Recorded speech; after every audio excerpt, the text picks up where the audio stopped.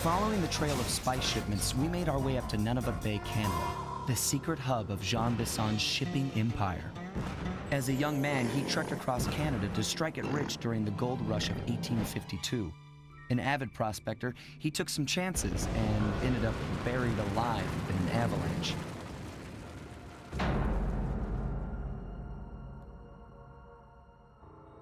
Miraculously, the quick freeze kept him alive, and 120 years later, thanks to global warming, he thawed out.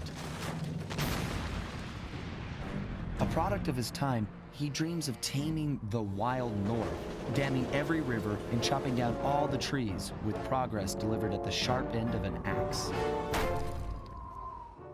Shipping spice for the Claw Gang proved a lucrative way to bankroll his one-man war against nature. And yet, I have to feel a little sorry for him. He's just a normal guy from the 1850s. Back in his day, he'd be a hero, but today, he's a villain. Either way, that man's got more than his fair share of the clockwork parts. What a low-tech guy like Jean Bisson is doing with robot parts is a mystery. I almost don't want to know. But as always, it's only a matter of time before I find out.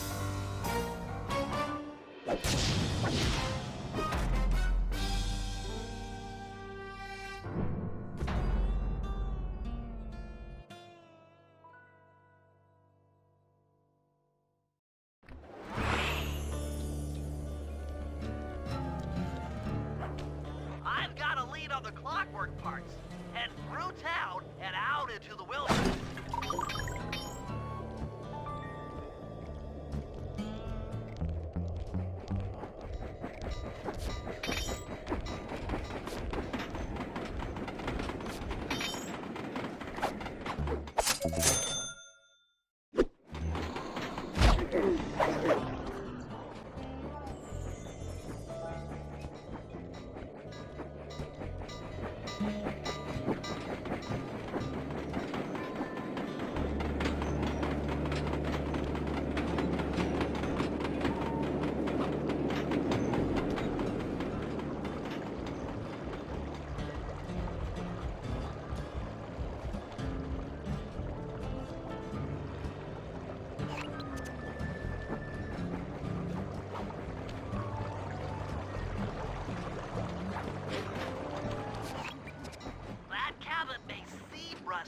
But don't be fooled.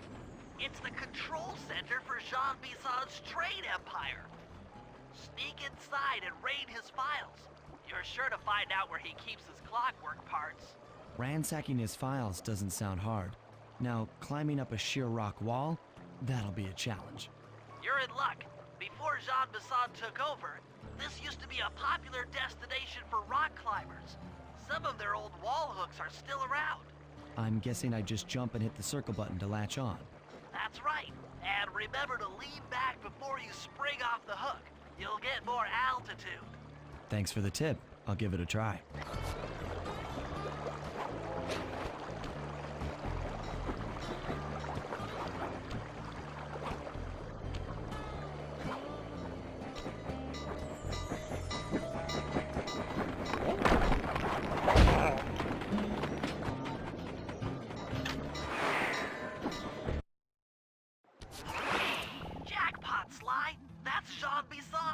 Looks like he didn't notice me come in. Just stay out of sight and take a picture of each of his trade routes. They should narrow our search for his share of the clockwork parts. All right, I'm on it. Hello, Arpeggio here. Salutations, Mr. Arpeggio. Y'all got time to shoot the breeze? Of course, for you, chum, always. Although must we communicate through that dreadful speakerphone? Yeah, I can think better while my legs move. Pumps blood to your brain. Yes, of course. One must keep blood in one's brain. But do tell, is there some pressing matter you'd like to discuss? First off, are you still coming on schedule to get that Northern Lights battery? Yes, we're well underway. My blimp should arrive at the end of the week. Bullseye. For second, when you gonna give me a look-see at that clockwork brain of yours? I'd sure like to buy it off you. Be song, you covetous troglodyte. You've already got the lion's share of the parts. Would you take my meager portion of the robotic bird for your own and strip me of all my earthly pleasures? Easy there, partner. You're all up in a lather. It's just that I found some real use for the clockwork parts I got. Why, I put 3 of them in the engines of my best trains. With those robotic doohickeys feeding the fire, them trains will run all night and all day. I call them my iron horses. Of course, I gotta keep the plans hidden. Stuffed them in my 3 trophy bass. Sounds like you're making capital use of your share of the robotic loot. But for now, the clockwork brain stays with me on the blimp. Although, when I arrive to pick up the Northern Lights battery, I might be persuaded to give you a peek. That'll do fine. By the way, you ready to giddy up into Perry for the final hoedown? Yes, the blimp's hypnotist wavelengths conform to the specs drawn up by the Contessa, and Dmitri, before his unfashionable capture, did a bang-up job of distributing spice through his nightclub. Sounds like all you're missing is some Northern Light electricity. You're correct, sir. Yours is the final piece to the puzzle, the missing link. Once the battery is aboard, nothing will stand in the Claw Gang's way. Paris will be ours. Yeah, okay. So, I guess I'll be seeing you at the end of the week. Right. Farewell, Bisson. Stiff upper lip. Ta-ta.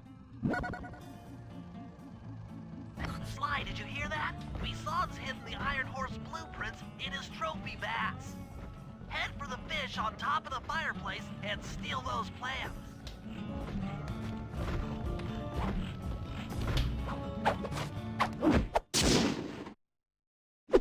Excellent!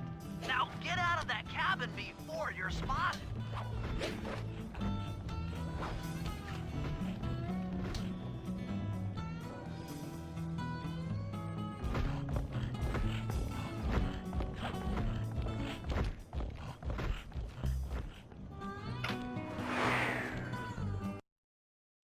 After analyzing Bison's decorating techniques, I think we'll find the other trophy vats above the mantle in the 2 remaining cabins.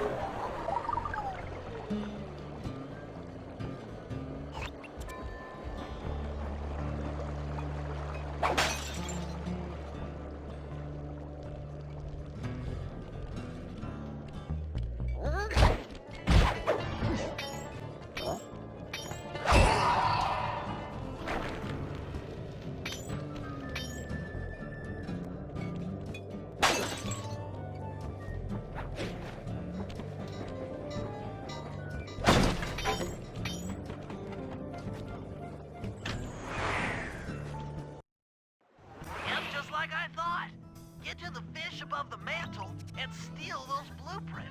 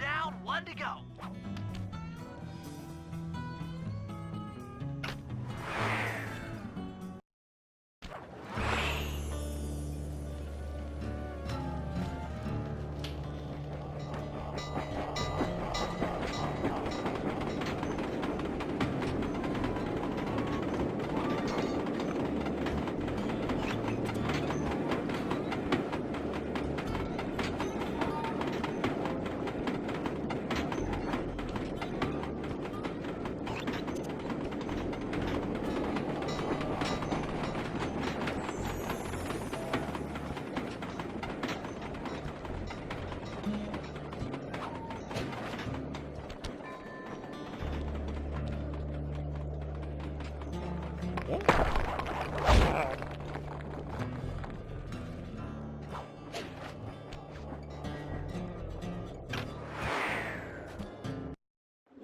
last trophy bass is above the fireplace.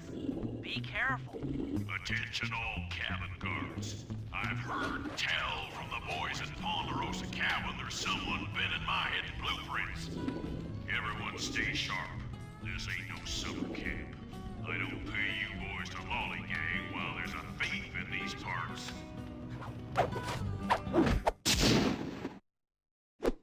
Exceptional work, Sly. That's the last of the blueprints.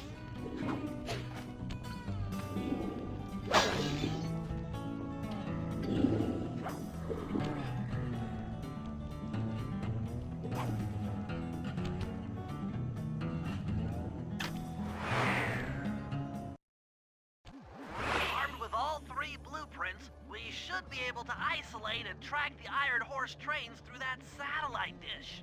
Top of the mountain, huh? Shouldn't take long.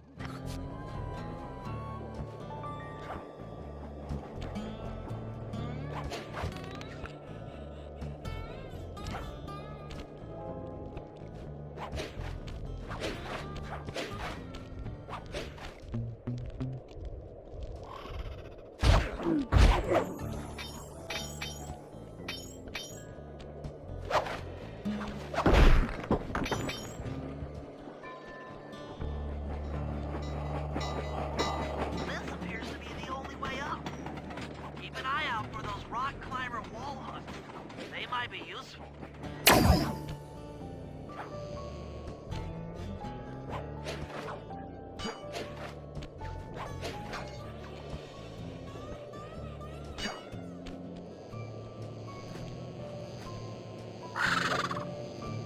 This is great! We've got total access to the train's GPS system. It's all on my computer. Head back to the safe house. I'll crunch some numbers and give you and Murray the rundown.